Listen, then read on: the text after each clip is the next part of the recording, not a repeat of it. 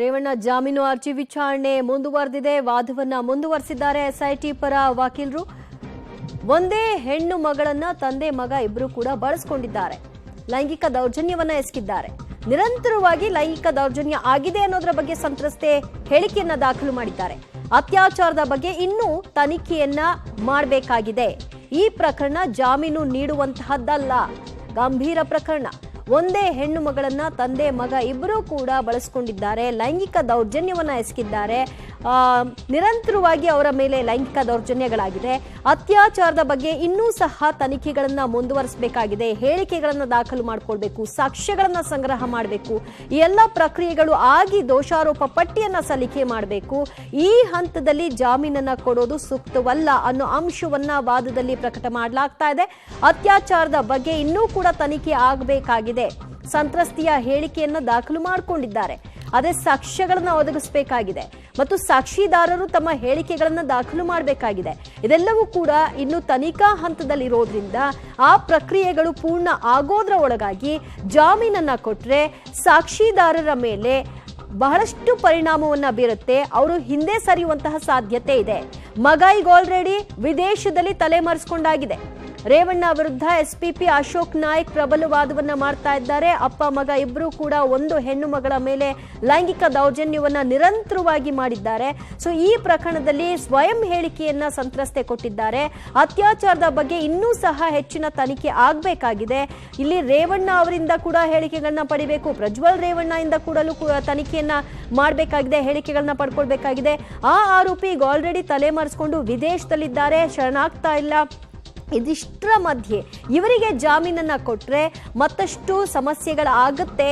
ಈ ಪ್ರಕರಣದ ಮೇಲೆ ಆ ಒಂದು ಸಂತ್ರಸ್ತರಿಗೂ ಕೂಡ ಒಂದು ಭಯದ ವಾತಾವರಣ ನಿರ್ಮಾಣ ಆಗುವಂತಹ ಸಾಧ್ಯತೆ ಇದೆ. ಇದೆಲ್ಲವನ್ನು ಕೂಡ ಗಮನಿಸಿಕೊಂಡು ಈ ಪ್ರಕರಣ ಎಷ್ಟು ಗಂಭೀರವಾದದ್ದು ಅನ್ನೋದನ್ನ ಗಮನಿಸಿಕೊಂಡು ಈಗ ಆಲ್ರೆಡಿ 376 ದಾಖಲಾಗಿರೋದ್ರಿಂದ ಈ ಪ್ರಕರಣದಲ್ಲಿ ಜಾಮೀನನ್ನ ಕೊಡೋದು ಸೂಕ್ತವಲ್ಲ.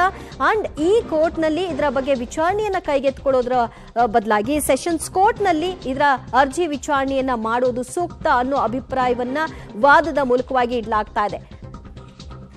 ಈ ಬಗ್ಗೆ ಮತ್ತಷ್ಟು ಮಾಹಿತಿ ಕೊಡ್ತಾರೆ ನಮ್ಮ ಪ್ರತಿನಿಧಿ ನರಸಿಂಹಮೂರ್ತಿ. ಸಾಕ್ಷ್ಯಗಳನ್ನ ನಾಶಗೊಳಿಸಬಹುದಾದಂತಹ ಆರೋಪ ಮತ್ತು ಈಗ ಪ್ರಜ್ವಲ್ ರೇವಣ್ಣ ಪತ್ತೆ ಇಲ್ಲದೆ ಇರೋದ್ರಿಂದಾಗಿ ಈ ಕೇಸ್ನಲ್ಲಿ ಅದನ್ನ ಉಲ್ಲೇಖ ಮಾಡ್ತಾ ಇದ್ದಾರೆ.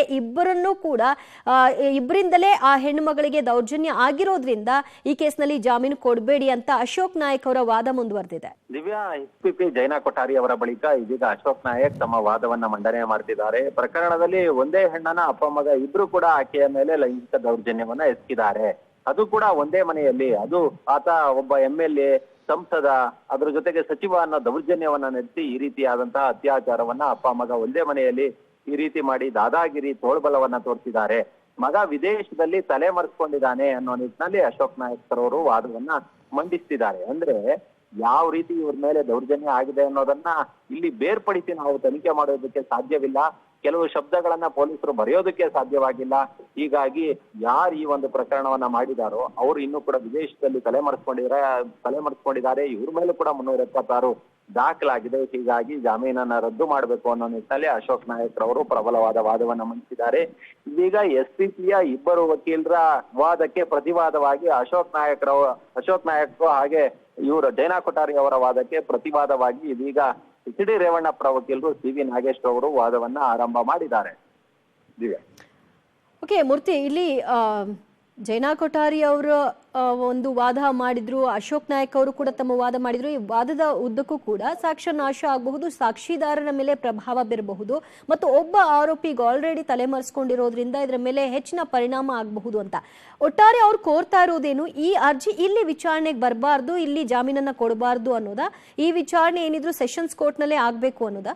ದಿವ್ಯಾ, ಯಾವಾಗ ಇವ್ರ ಮೇಲೆ FIR ದಾಖಲಾಯ್ತೋ ಸಾಮಾನ್ಯವಾಗಿ ಜನಪ್ರತಿನಿಧಿಗಳಾದಂತವರ ಒಂದು ಅರ್ಜಿಯ ವಿಚಾರಣೆ ಜನಪ್ರತಿನಿಧಿಗಳ ನ್ಯಾಯಾಲಯಕ್ಕೆ ವರ್ಗಾವಣೆಯಾಗುತ್ತೆ. ಇಲ್ಲಿ 376 ಸೇರಿಸಿರೋದ್ರಿಂದ ಇದು ಸೆಷನ್ಸ್ ಕೋರ್ಟ್ ನಲ್ಲಿ ಇದರ ವಿಚಾರಣೆ ಆಗ್ಬೇಕು. 82ರ ನ್ಯಾಯಾಲಯದಲ್ಲಿ ಈ ಒಂದು ಅರ್ಜಿಯ ವಿಚಾರಣೆ ಆಗ್ಬೇಕು ಅನ್ನೋದು SPP ಇಬ್ಬರು ವಕೀಲರ ವಾದ.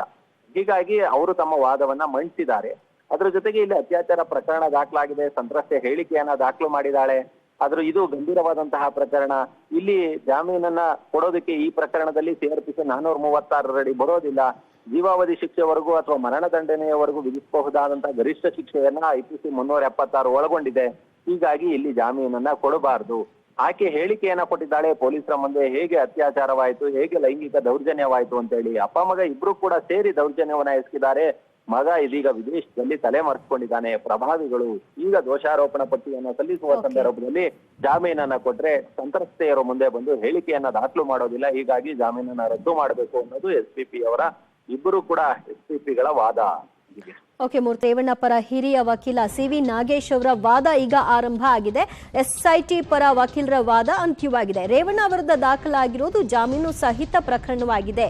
ಸೆಷನ್ಸ್ 354A ಇದು ಕೂಡ ಜಾಮೀನು ಸಿಗಬಹುದಾದಂತಹ ಪ್ರಕರಣ. ಈ ಪ್ರಕರಣದಲ್ಲಿ ಜಾಮೀನು ನೀಡಬಹುದಾಗಿದೆ. ಆ ಕಾರಣದಿಂದಾಗಿ ನನ್ನ ಕಕ್ಷಿದಾರನಿಗೆ ಜಾಮೀನನ್ನ ಮಂಜೂರು ಮಾಡಿ ಅಂತ CV ನಾಗೇಶ್ ಅವರು ವಾದವನ್ನ ಮಾಡ್ತಾ ಇದ್ದಾರೆ. 376 ಆ ನಂತರದಲ್ಲಿ ಸೇರ್ಪಡೆಯಾಗಿರೋದು. ಸೊ ಆದ್ರೆ ಹೊಳೆನರಸೀಪುರದಲ್ಲಿ ದಾಖಲಾಗಿರುವಂತಹ ಕೇಸ್ ಏನಿದೆ ಅದರಲ್ಲಿ ದಾಖಲಾಗಿರುವಂತಹ ಸೆಕ್ಷನ್ಸ್ಗಳನ್ನ ಗಮನಿಸೋದಾದ್ರೆ ಅವರಿಗೆ ಜಾಮೀನನ್ನ ಕೊಡೋದು ಸೂಕ್ತ. ಆ ಒಂದು ಪ್ರಕರಣಗಳೇನಿದೆ ಅದೆಲ್ಲವೂ ಕೂಡ ಜಾಮೀನು ಸಿಗಬಹುದಾದಂತಹ ಪ್ರಕರಣ ಅಂತ ವಾದವನ್ನ ಮುಂದುವರೆಸಿದ್ದಾರೆ CV ನಾಗೇಶ್.